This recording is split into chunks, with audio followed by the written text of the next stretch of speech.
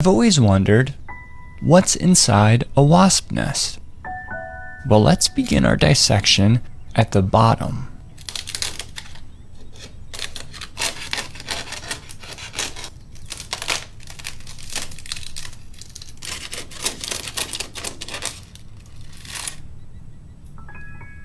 Looks like there's multiple layers of paper, almost like an onion. These layers act as insulation for the nest, keeping it warm when the weather gets cold. But what's that? There's something else inside.